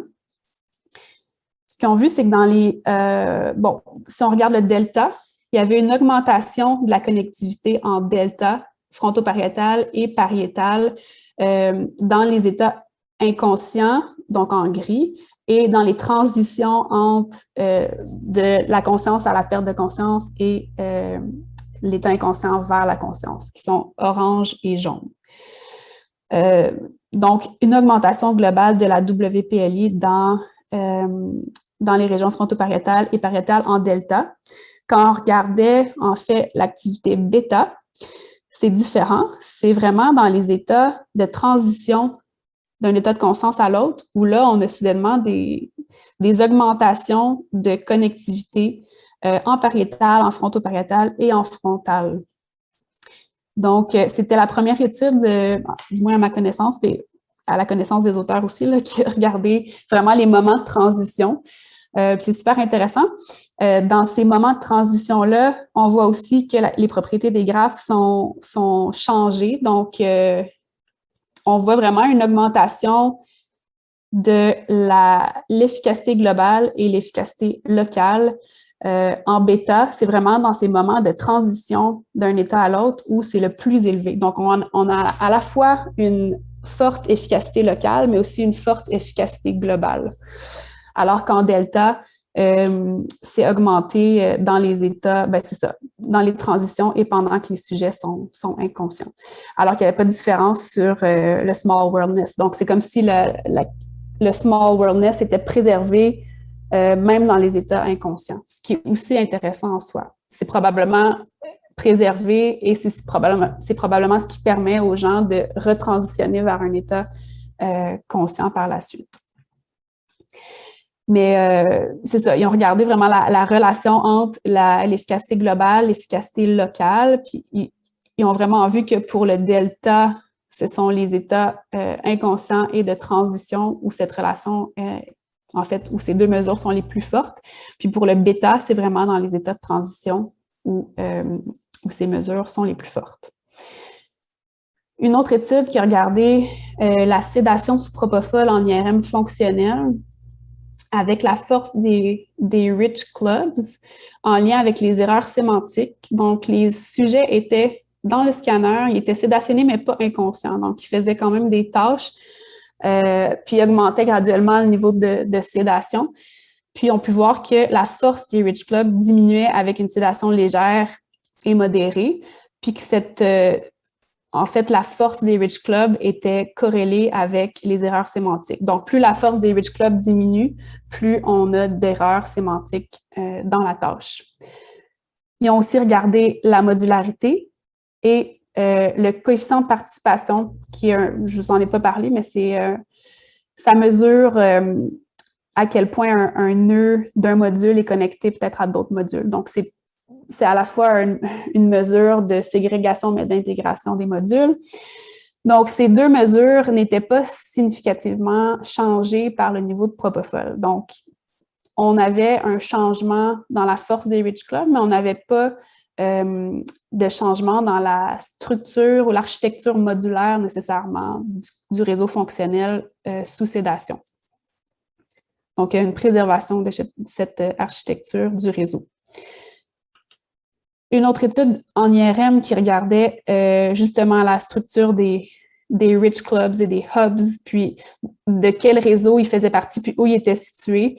Puis on a vu qu'entre une anesthésie, une sédation mild, donc légère, et une sédation profonde, par rapport à l'éveil, il y avait des changements. Donc, les nœuds les plus fortement connectés à l'éveil étaient surtout dans le Default Mode Network, là, le réseau... voyons, j'ai un blanc. En tout cas, bref, Default Mode Network, vous savez ce que c'est. Puis, lorsqu'on passait d'un état d'éveil à un état de sédation légère, on avait un changement. Puis là, les hubs étaient soudainement les nœuds qui étaient situés dans le réseau fronto-pariétal, surtout.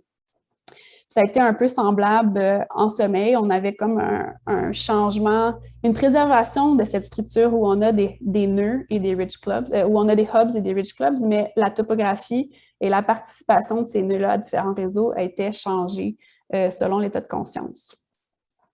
Ils ont ensuite regardé l'efficacité locale ou nodale de chaque nœud dans le réseau. Ils ont vu qu'entre l'éveil et le sommeil, il y avait en fait une augmentation de l'efficacité nodale par rapport à l'éveil et qu'il y avait une efficacité nodale plus faible lorsque les sujets étaient sous propofol en sédation profonde.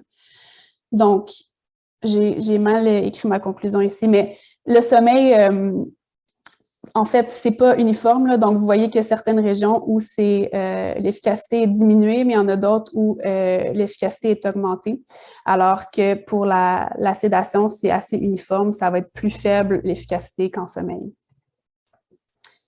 Une autre étude qui a regardé les expériences conscientes pendant le sommeil non REM, il regardait, si je ne me trompe pas, je pense non, c'était stade 2 et 3, je crois. Puis, en fait, il mesurait la connectivité avec la phase locking value à la suite d'une simulation magnétique transcrânienne. Donc, il y a des études de Massimini, plus en 2005, là, qui parlaient de connectivité effective qu'on peut aller mesurer quand on donne une simulation magnétique transcrânienne parce que la propagation de cette stimulation-là nous informe sur le réseau fonctionnel sous-jacent. Donc, plus la stimulation se propage, plus ça veut dire qu'on a un réseau fonctionnel complexe et bien connecté, alors que si notre stimulation ne se propage pas, c'est parce qu'on est dans un état de conscience qui n'est pas autant intégré qu'un éveil pleinement conscient. Donc, c'est un peu en se basant sur ça qu'ils ont voulu aller voir les changements de connectivité entre les moments d'expérience consciente et les moments d'expérience non consciente en sommeil REM. Donc, ils faisaient aussi un protocole d'éveil serial awakening, là, donc multiple éveil pour voir si les sujets rapportaient des expériences conscientes ou non pendant leur sommeil. Ils ont trouvé que lorsqu'ils comparaient les expériences conscientes aux expériences non conscientes, les expériences conscientes étaient associées à une réduction de la connectivité en delta, principalement centro-pariétal, occipital. Donc, c'est comme si la connectivité delta diminuait pour permettre aux expériences conscientes de survenir, hein, parce que le delta est beaucoup associé à la perte de conscience. Donc, cette diminution de connectivité en delta est associée à des expériences conscientes en sommeil. Puis ensuite, ils ont regardé le clustering coefficient, donc le clustering en pariétal et en frontal, en comparant encore là les expériences conscientes et non conscientes. Donc, CE, c'est Conscious Experience, NCE, c'est Non-Conscious Experience. Puis ce qu'on voit ici, c'est qu'en pariétal, autant en delta qu'en theta, on a une diminution du clustering quand on a des expériences conscientes. Donc, combiné aux résultats de connectivité avec la PLV, on peut donc comprendre que ce qui permet, peut-être pas ce qui permet, mais ce qui est associé aux expériences conscientes en sommeil, ce serait une diminution de la connectivité en delta et aussi une diminution du clustering dans ces bandes de fréquences-là. Ce qui permet peut-être de rehausser le niveau d'intégration globale du cerveau alors que le cerveau est en train de dormir. C'est ce qui permettrait possiblement à des expériences conscientes de survenir ou d'être rappelées par le dormeur. C'est une distinction qu'ils ne sont pas capables de faire, évidemment. Roger? Je ne connais pas beaucoup ça, mais si c'est un changement en delta, il faut bien qu'il y ait quelque chose qui se passe à l'inverse ailleurs. C'est vrai. Mais le fait, par exemple, qu'il y ait moins de connectivité delta, c'est parce qu'il y a quelque chose qui le bloque. Il y a un système inhibiteur de cette activité-là, je pense plus physiologiquement parlant. Donc, il faut bien qu'il y ait quelque chose d'autre qui augmente, qui va permettre cette augmentation ou cette diminution-là de la conscience. Quoique c'est différent de la fréquence, c'est différent de la puissance, je veux dire. Oui, c'est correct, de la puissance, mais puisqu'il y a moins de... S'il y a plus de connectivité en delta, c'est qu'il y en a moins ailleurs. Ou pas? Pas nécessairement, je pense. C'est vrai qu'ils n'ont pas regardé les variables inverses pour voir s'il y avait plus d'intégration globale nécessairement. Ouais. Ouais. Mais je ne suis pas sûre que rien ne se perd, rien ne se crée là, dans ce contexte-ci. Je ne suis pas certaine qu'une diminution ou une augmentation de connectivité est nécessairement reflétée par un changement ailleurs. C'est un bon point. C'est rarement discuté. Ou bien c'est tout le reste, que tout theta, l'encaisse, gamma est mis de côté pour tout mettre la connectivité en delta, donc on favorise ce mode de fonctionnement-là, un mode delta de connectivité, puis on baisserait des modes de connectivité dans toutes les autres bandes. Les bandes voulant dire quelque chose qu'on n'est pas certain de ce que ça veut dire. Là, mais... Mais vu qu'ils sont analysés de façon indépendante, je ne suis pas certaine qu'on peut conclure qu'une bande aurait une influence sur une autre bande nécessairement. Sans avoir une influence, mais qu'il y a un tronc commun qui fait en sorte que tu favorises l'un et que tu défavorises l'autre. Peut-être. On en parle.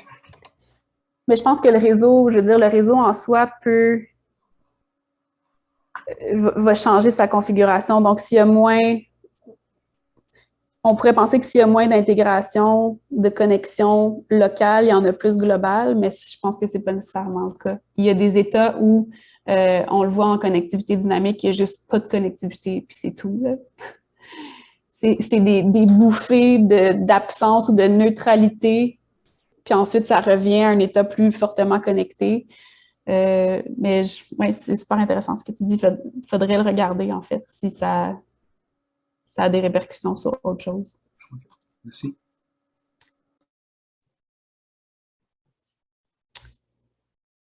Une étude sur les fuseaux rapides, là, surtout 13 à 15 Hz, je pense qu'ils ont regardé la connectivité chez 10 sujets. Puis on peut voir qu'avec, ici, ils ont appliqué différents niveaux, différents seuils là, pour nous montrer à quel point leurs résultats sont robustes. Mais ce qu'on peut voir surtout, c'est que pendant les fuseaux rapides, c'est surtout la connectivité, en fait, une prédominance de la connectivité dans les régions occipito-pariétales avec les électrodes frontaux. Donc, ces électrodes, mettons P3, est connecté avec F3. Donc, on voit que c'est ce réseau-là qui semble soutenir les fuseaux rapides. Puis, ils ont fait des analyses de composantes principales là, pour voir quelles électrodes étaient surtout impliquées dans les fuseaux. Puis, ce qui est intéressant, c'est quand ils ont regardé la propriété des graphes de tous les électrodes, qui ont vu quelles électrodes étaient les plus impliquées, en fait, dans le soutien de ces fuseaux rapides. C'est surtout les électrodes T4, F8, OZ. Donc, betweenness et betweenness centrality. Donc, T4 qui serait vraiment clé ici dans l'intégration du réseau. Donc, la communication des différents nœuds convergerait vers T4 beaucoup. Encore là, c'est différent. Centrality, c'est une autre forme de centrality, mais globalement, ça nous dit que de pouvoir regarder ces mesures-là pourrait nous donner de l'information quand même intéressante sur des propriétés du sommeil qui nous intéressent.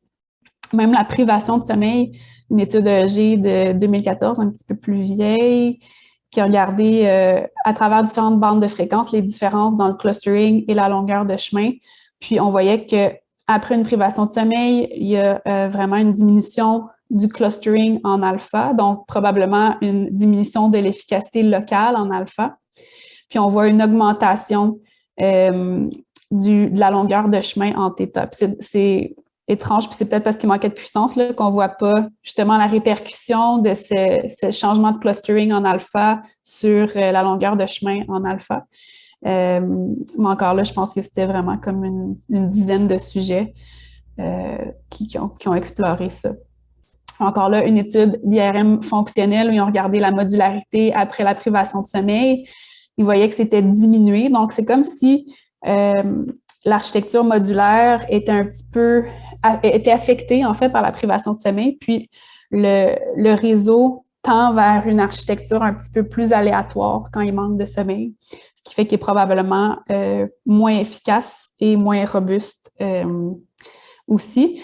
Ils ont regardé vraiment cette notion de modularité en lien avec différentes choses, là, donc les performances au PVT. Puis, plus il y avait d'erreurs au PVT, plus c'était associé à une faible densité des modules, donc une perte de modularité.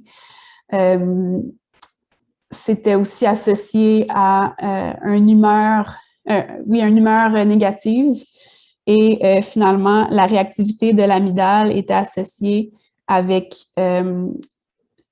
l'augmentation de la densité des modules du système limbique. Donc, globalement, c'est assez pointu. Encore là, il n'y a pas vraiment d'autres études, mais ça nous montre qu'on pourrait utiliser ces marqueurs-là pour aller essayer de comprendre certains phénomènes et l'impact du sommeil ou de la privation de sommeil sur certaines fonctions cognitives. Donc, si j'essaie de résumer un peu les différentes études, ce qui se dégage, c'est qu'en anesthésie et sédation, je voulais écrire, il y a une augmentation du clustering, de la modularité, de la longueur de chemin dans certaines études. D'autres démontrent une préservation de l'architecture modulaire, mais c'est surtout les études de sédation qui montrent cette préservation-là. Donc, on pourrait croire que plus on augmente l'anesthésie, plus on vient ségréguer notre réseau et on diminue l'intégration, ce qui diminue aussi l'efficacité. Puis on a vu qu'il y avait une augmentation de l'efficacité locale et globale en delta et en bêta lors de transitions entre ces états qui pourraient peut-être favoriser la transition entre différents états de conscience.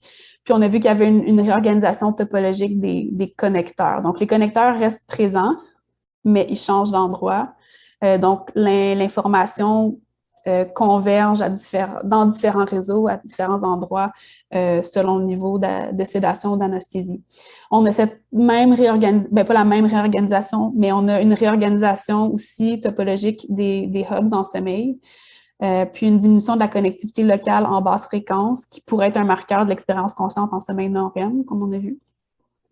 Puis la privation de sommeil aussi, ça semble être lié à une perte de ségrégation locale, donc une augmentation de la modularité et l'évolution vers un réseau aléatoire. Donc, on perd notre complexité de notre réseau, on perd notre architecture small world ou invariante d'échelle, plus on reste éveillé longtemps, ce qui pourrait expliquer potentiellement pourquoi on a autant de difficultés à penser et à effectuer différentes tâches qui suscitent nos fonctions cognitives. Donc, pour conclure, je voulais toucher rapidement aux notions de connectivité dynamique. Là, je vous avais dit plus tôt que beaucoup d'études de connectivité sont moyennées sur 5 minutes, par exemple, mais qu'il y a beaucoup d'informations très riches si on vient s'attarder à chaque bloc de 10 secondes de connectivité. Et je voulais aussi parler de complexité et de perturbation du réseau. Donc, oui, voilà, tantôt, je vous l'ai déjà présenté, là. Donc, la valeur de regarder des fenêtres de 10 secondes avec des sliding windows de 1 seconde dans la connectivité fonctionnelle. Ici, c'est une étude du labo qui a été menée par une étudiante qui est maintenant au doctorat, Charlotte Maschke, qui regarde donc le G haute densité chez des sujets sains, des sujets en état végétatif, coma ou état de conscience minimale qui récupéreront 3 mois plus tard la conscience là, dans les 3 mois qui suivent. Des sujets aussi coma, état végétatif, état de conscience minimale qui ne récupèrent pas. Et des sujets qui sont dans une dissociation cognitivo-motrice, là, donc qui sont sur le plan comportemental non répondants, donc qui ont l'air d'être soit dans le coma ou dans un état végétatif ou un état de conscience minimale, mais quand on leur demande d'effectuer des tâches d'activation cérébrale, ils sont capables d'effectuer ces tâches dans l'IRMF ou à l'EEG. Puis elle voulait voir s'il y avait des différences dans la connectivité dans ces différents groupes. Puis elle a donc sectionné les EEG en fenêtres de 10 secondes, puis elle regardait l'évolution de la connectivité dans chaque fenêtre de 10 secondes. Bref, avec un K-means clustering, puis Principal Component Analysis, elle a identifié 6 sous-états, on pourrait dire, là. Peut-être pas des micro-états, même si ça ressemble un peu à ça, mais ce qu'elle voyait par rapport à la WPLI, par exemple, c'est que les patients qui n'ont pas récupéré la conscience étaient beaucoup plus souvent dans l'état 1, dans le sous-état 1, qui est un état de faible connectivité globale.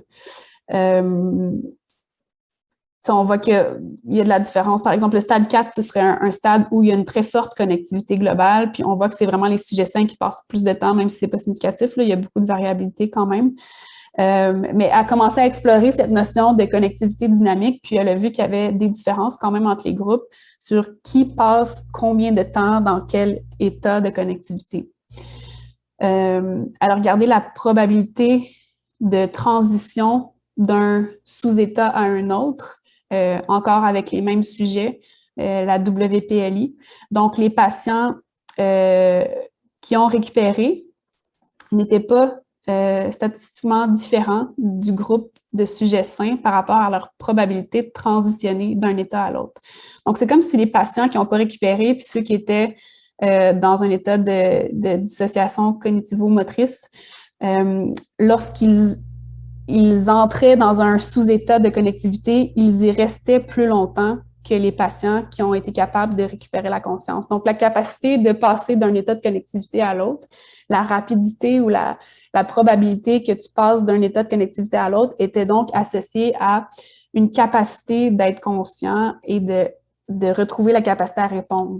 Donc, c'est quand même intéressant en soi. Je pense que la connectivité dynamique pourrait nous informer sur le dynamisme du cerveau, justement, par rapport à sa connectivité. Catherine, oui. Par rapport à ta diapo précédente, là, il y a peu de sujets quand même dans tes groupes, là, mais on comprend aussi pourquoi. Là, on comprend la difficulté de réaliser ces protocoles-là. Les participants en santé, on voit qu'il y en a quand même 2 qui sont dans des valeurs qui sont comparables aux patients qui ne répondent pas. Tu sais, ce qu'on doit s'inquiéter, si c'était moi là, qui me retrouvais sur le petit point là, qui est à 45, là, est-ce que tu es surprise de ça, qu'il y ait autant de variabilité entre les personnes en santé puis qui se retrouvent à des valeurs qui sont comparables à des patients qui ne répondent pas, là? Ben, en fait, les sujets sains, c'était les sujets de l'étude de Michigan, là, où on leur a donné 3 heures d'anesthésie. Puis, je ne sais pas si c'est ces sujets-là, mais il y en a quelques-uns apparemment qui ont presque pas dormi la veille de leur étude parce qu'ils étaient super stressés de venir se faire anesthésier pendant 3 heures. Donc, c'est peut-être ça. Si c'est ça l'explication, ça m'étonne pas tant parce qu'on voit à quel point la privation de sommeil sur le plan cognitif a un impact. Donc, c'est très possible que cette variabilité-là soit due au sommeil la nuit précédente. Ça aurait été super intéressant à observer. C'est quand même assez impressionnant à quel point on trouve facilement des différences significatives dans les patrons de connectivité avec la privation de sommeil, alors que chez des sujets qui répondent peu, il y a plein de mesures où tu ne voyais pas de différence. Ça m'a frappé dans ce que tu avais présenté juste avant.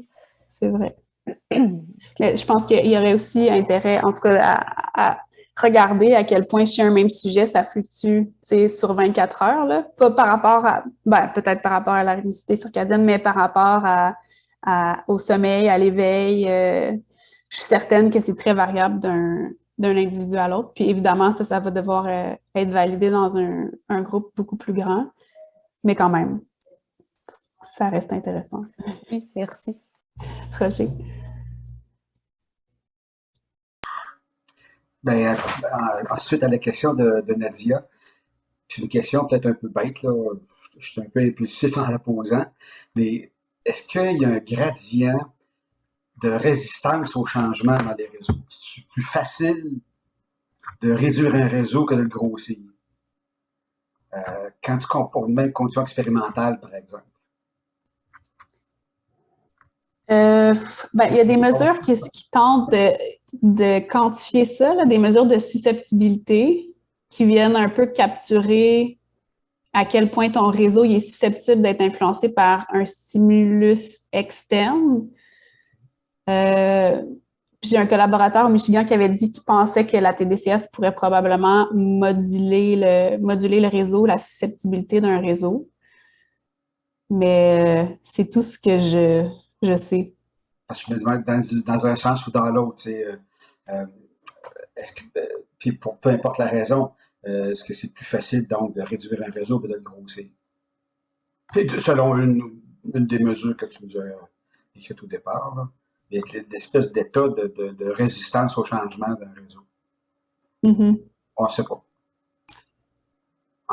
En éveil, ça doit être plus difficile de l'augmenter que de le diminuer, selon moi, mais ça dépend c'est quoi notre état de conscience de base, probablement. Là. Mais encore là, c'est ça, c'est en développement. Là, c'est des questions que plein de gens se posent puis essayent de quantifier parce que la neuromodulation, c'est la stimulation transcrânienne, si ça pouvait être une façon d'optimiser l'intégration d'un réseau, par exemple, ou la probabilité de transition entre différents états de connectivité, mais ça serait super parce que là, on aurait vraiment une meilleure compréhension des mécanismes fonctionnels qu'on pourrait modifier pour optimiser un état ou une récupération quelconque. C'est bon, merci. Pour ce qui est de peut-être l'augmentation des réseaux, première chose qui m'est venue à l'esprit, ce serait les substances psychoactives. Comme je ne sais pas si les études sur l'LSD ou sur la psilocybine tendent à augmenter l'intégration fonctionnelle des réseaux, ça serait peut-être l'inverse de l'anesthésie. Je ne sais pas, ils sont rendus où à John Hopkins, mais ils ont réussi à, à faire approuver le comité d'éthique à reprendre des études là-dessus. Je ne sais pas s'ils ont commencé des recherches sur la connectivité fonctionnelle, mais je pense que ça pourrait nous élucider quant à la question Tout à d'augmenter les fait. réseaux reliés à la conscience. C'est vrai, c'est un bon exemple. Là, toutes les substances psychotropes, disons, là, on pourrait les utiliser pour voir leur effet. Puis, je connais pas tant la littérature, mais en tout cas, c'est un bon point. Est-ce que tu sais qui travaille là-dessus à Johns Hopkins?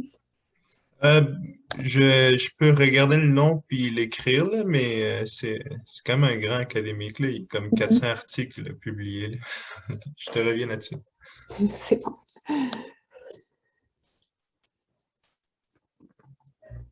Si je pense à une autre étude très récente qui est sortie cette année sur la connectivité dynamique en IRMF pendant l'anesthésie, c'est un peu semblable. Donc, ils ont regardé, ils ont sectionné leurs données de la même façon, puis ils regardaient différentes mesures, mais en utilisant le K-means clustering, ils ont trouvé deux grands sous-états. Donc, un état qui était ségrégué et un état qui était intégré. Puis, ils voyaient que le cerveau se promenait d'un état ségrégué à un état intégré. Puis, ils ont démontré, en fait, que plus on augmente la concentration de l'anesthésie, moins on passe de temps dans cet état intégré, ce qui est tout à fait logique.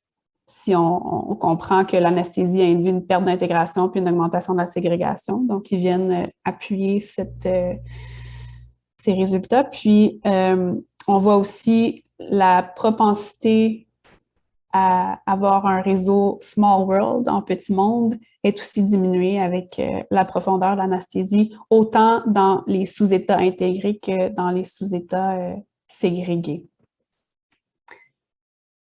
Puis finalement, je ne sais pas si vous connaissez le Perturbational Complexity Index. Encore là, je vous ai parlé de la TMS tantôt, puis comment la propagation de la réponse pouvait nous informer sur le réseau fonctionnel sous-jacent. Puis c'est ce concept-là que cette équipe a emprunté pour, en fait, regarder la complexité de la complexité de la réponse à une perturbation de TMS. Donc, simplement dit, c'est on donne une pulsation de TMS, il y a une réponse cérébrale qui est générée, puis on essaye de zipper le fichier de données. Plus le fichier est gros, plus la réponse a été complexe, plus le fichier est petit et facile à zipper, plus la réponse a été simple et donc moins propagée, probablement associée à un réseau fonctionnel moins développé et moins intégré. Donc, ils ont appelé cette mesure le Perturbational Complexity Index. Ils l'ont appliqué à différents états de conscience, des sujets sous propofol, ont utilisé différentes molécules aussi, puis étaient vraiment bien capables là, de discriminer entre les différents états de conscience avec cette mesure-là et aussi par rapport au sommeil. Donc, plus l'indice était élevé, donc plus la complexité de la réponse était élevée, plus l'état de conscience se rapprochait de l'éveil, essentiellement. Ils ont aussi appliqué cette mesure aux états de conscience, aux troubles de la conscience. Donc, les patients qui sont dans les états végétatifs ou Unresponsive Wakefulness Syndrome avaient une PCI beaucoup plus faible que les gens qui étaient dans des états de conscience minimales ou en émergence de l'état de conscience minimale. Et encore là, les patients qui étaient dans des syndromes locked-in, donc qui sont conscients mais incapables de le démontrer, avaient une PCI encore plus élevée que les patients en état de conscience minimale. Donc, il y a vraiment une association très forte entre la complexité de la réponse à une perturbation et le niveau de conscience. Puis, on estime que ça pourrait être lié au réseau de connectivité fonctionnelle. Donc, par rapport à... En fait, on s'est beaucoup inspiré dans le labo de cette étude-là pour essayer de mieux diagnostiquer ou faire un meilleur pronostic des patients qui sont dans des états de conscience, mais au lieu d'utiliser la TMS, on se dit pourquoi pas utiliser l'anesthésie pour induire une perturbation au réseau. Donc, on sait que lorsqu'on vient anesthésier un sujet sain, on passe de ce patron de connectivité, c'est-à-dire de la connectivité feedback, donc de l'avant à l'arrière, à une connectivité neutralisée ou inverse, feed forward. Donc, ça va partir de l'arrière vers l'avant. Ça a été répliqué dans avec d'autres molécules, donc la kétamine, par exemple, qu'on voit qu'en baseline, on a une connectivité feedback, on donne la kétamine à des sujets, on a une neutralisation de cette connectivité feedback, même en connectivité effective, donc avec le Symbolic Transfer Entropy, donc à quel point le signal X aide à prédire le signal Y. Encore là, cette connectivité feedback était atténuée par la kétamine, par le propofol, par le sévoflurane. Donc, on sait que l'anesthésie vient induire une perte de connectivité feedback, peu importe la molécule qu'on utilise. On sait aussi que les hubs passent de l'arrière du cerveau à l'avant du cerveau lorsqu'on anesthésie un sujet. Donc, quand les sujets sont pleinement conscients, puis ici, c'est les hubs selon le degré de chaque nœud. On ne prend pas en compte la centralité, mais dans un état conscient, nos nœuds vont être à l'arrière. Quand on va être dans un état inconscient, ils vont se trouver à l'avant, ils vont revenir à l'arrière lorsque la personne récupère la conscience. Donc, on s'est basé sur ces deux marqueurs qui étaient perturbés par le propofol pour essayer de mesurer la conscience et la récupération chez des patients qui ont des troubles de la conscience. Donc, on avait 8 patients en état végétatif, 2 dans le coma, 2 dans des états de conscience minimale. On a fait un EEG haute densité avant l'anesthésie, une fois qu'il était sous propofol, et après la récupération post-propofol, donc environ 30 minutes après l'arrêt du propofol, là, quand la concentration visée avait diminué en bas de 0,5 microgrammes par millilitre.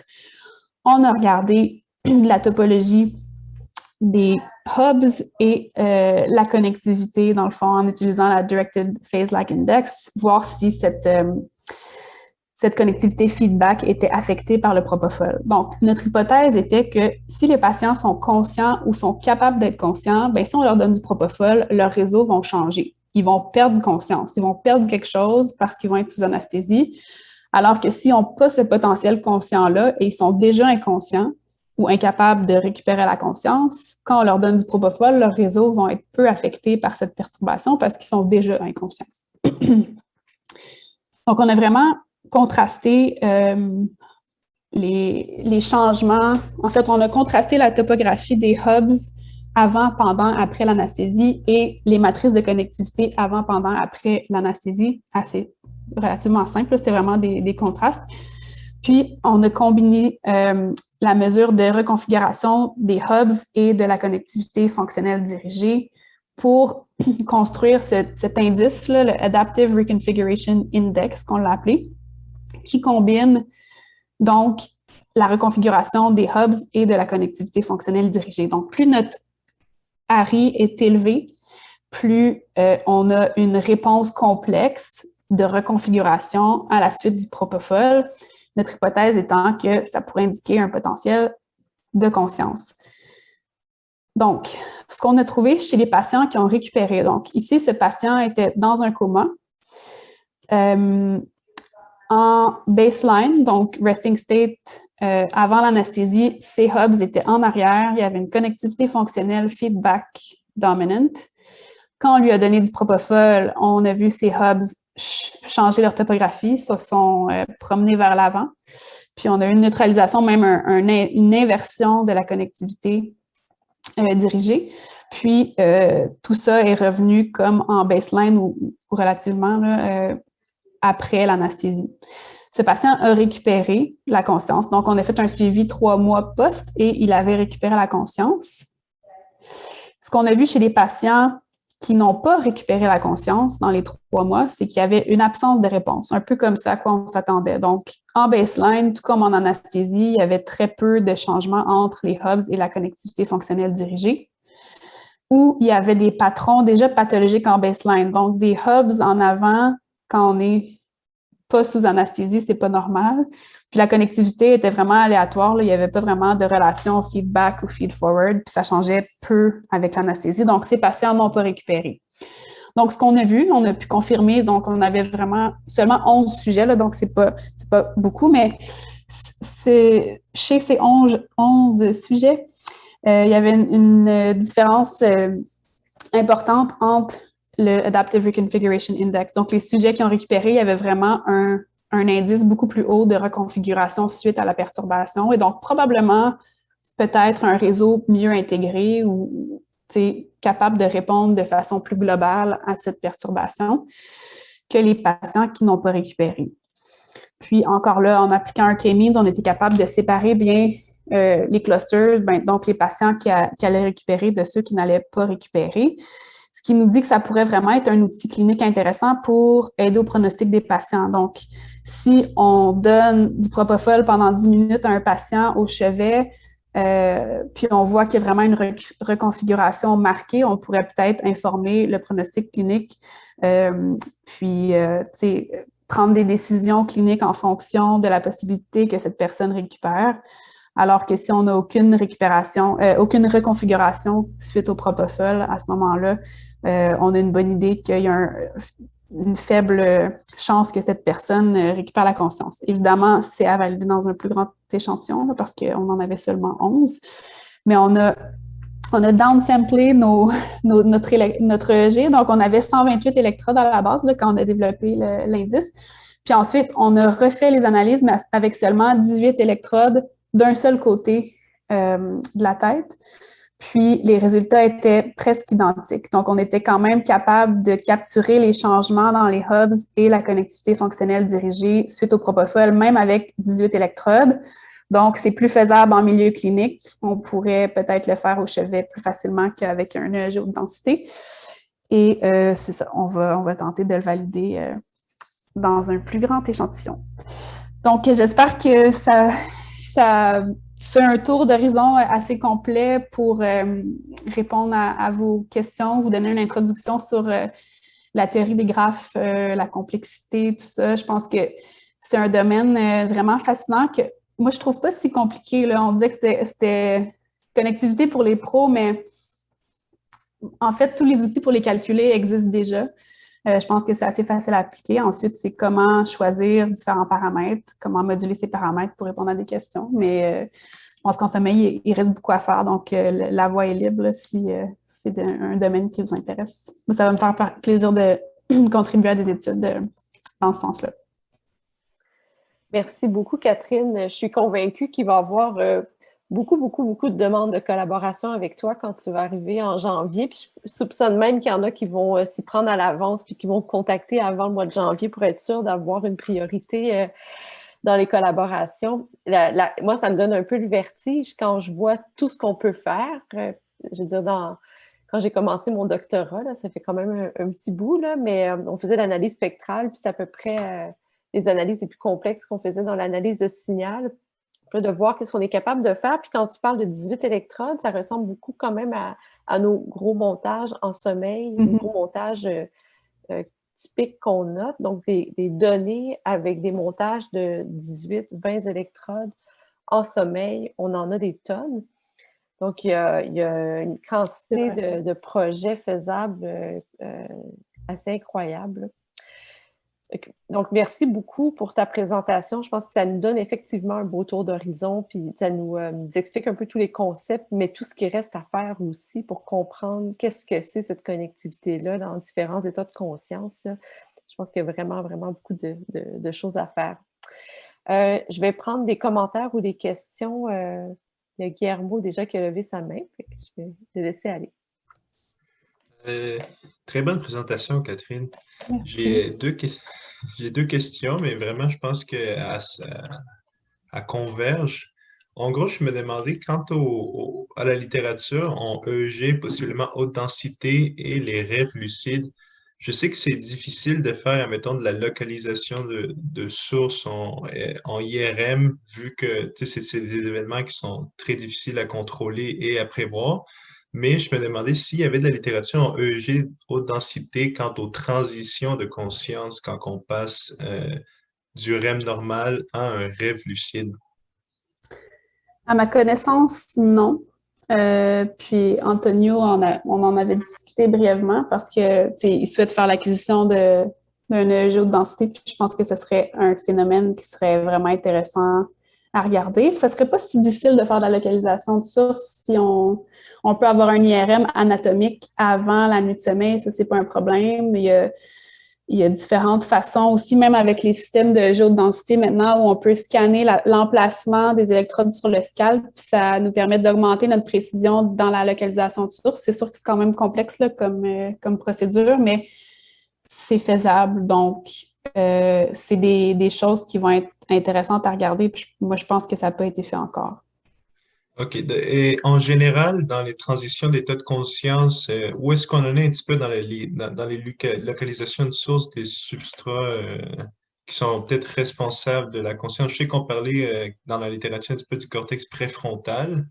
Je pense qu'Aucan Lau, il argumentait beaucoup, puis il y a comme un obstinage de que la conscience est dépendante de la fonction du cortex préfrontal ou pas. Je me demandais si tu avais des informations là-dessus. Je pense qu'il y a deux équipes là, dans ce débat. Il y a l'équipe préfrontale et pariétale aussi. Donc, il y en a qui pensent que c'est le précuneus, surtout, là, par exemple, qui serait responsable, et d'autres qui pensent que c'est le cortex préfrontal. Je pense pas avoir vu d'études de géodensité qui regardent les transitions. C'est surtout des études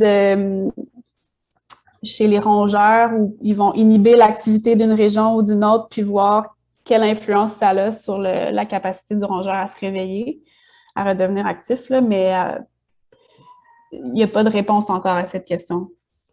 C'est peut-être l'intégration des deux. Hein? La réponse pourrait être la connexion entre le frontal et le pariétal plutôt que juste un ou l'autre.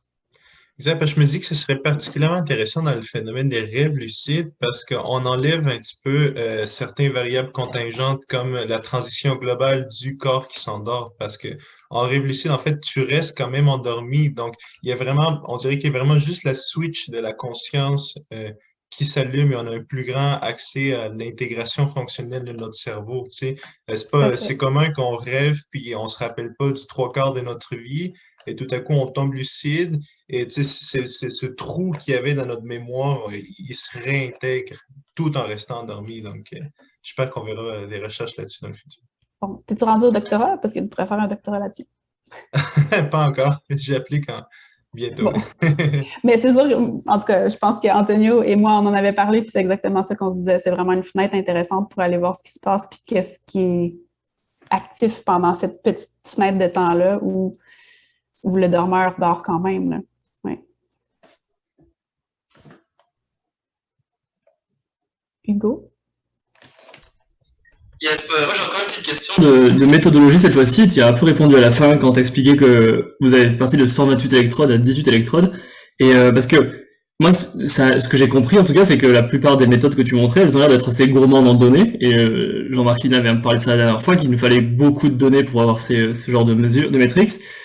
Et pourtant, l'étude des fuseaux que tu montrais, elle avait l'air d'avoir une dizaine d'électrodes. Toi, tu dis qu'à la fin, avec 18, ça avait l'air pas trop mal. Est-ce qu'il y a des études qui auront regardé au nombre minimum d'électrodes cette fois-ci, dans lesquelles où les métriques ont quand même un sens et jusqu'où on pourrait aller, parce que il y a toute cette logique des expérimentations plus écologiques, genre à la maison, ce genre de choses, avec ces capteurs de G, parce que moi je travaille sur le G ambulatoire, où les gens ont de moins en moins d'électrodes pour diminuer la partie inconfortable. Est-ce que selon toi, il y a une limite où trop peu d'électrodes, ce serait trop une approximation, parce que si j'ai compris le début de ta présentation, la taille du réseau, elle est directement liée au nombre d'électrodes qu'on a.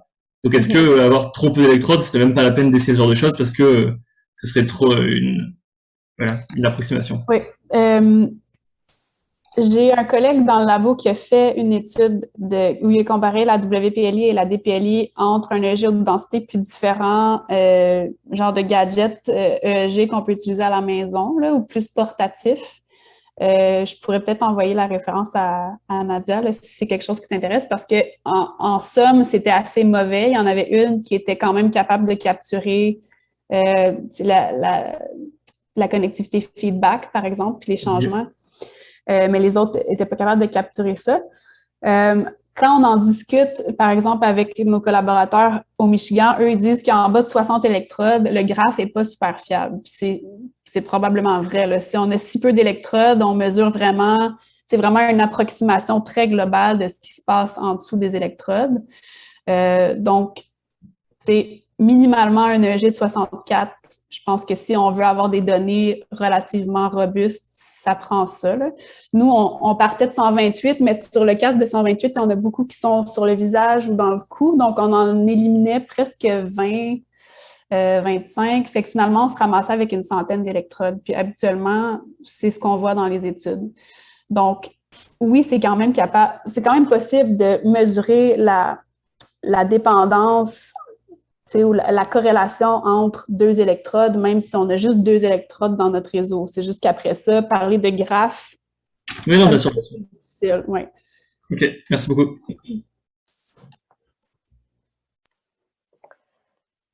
Donc, merci beaucoup, Catherine. Je ne vois pas d'autres questions dans le chat, donc je pense que ça fait le tour. Je pense que tout le monde reste avec beaucoup de questions, mais je pense que ça va prendre encore beaucoup de temps avant de pouvoir y répondre. C'est vraiment fascinant, ce domaine-là, puis on a bien hâte de t'avoir avec nous au mois de janvier.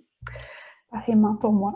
Donc, pour terminer, je tiens à remercier tous les conférenciers, tous les profs de cette école d'été-là. Là. Il y a Catherine, je vois Roger, Sonia qui était là tout à l'heure, Hélène qui est en vacances, Jean-Marc, Karine, David. J'espère que je n'oublie pas quelqu'un. Il y avait Antonio et Jean-François aussi qui ont participé. Donc, je tiens à les remercier pour leur participation. C'est certainement une expérience qu'on va refaire, peut-être avec des aspects plus techniques, donc avec des outils pour comment utiliser les outils pour analyser le EEG en sommeil. Donc, ce sera quelque chose qu'on va probablement répéter l'an prochain. Donc, merci à tous ceux qui ont participé à l'école. C'était vraiment super de vous avoir, même si c'était par Zoom. Puis j'espère qu'on va pouvoir se croiser en vrai à partir de septembre, soit à l'université ou à Sacré-Cœur. Donc, je vais vous souhaiter un bel été à tous.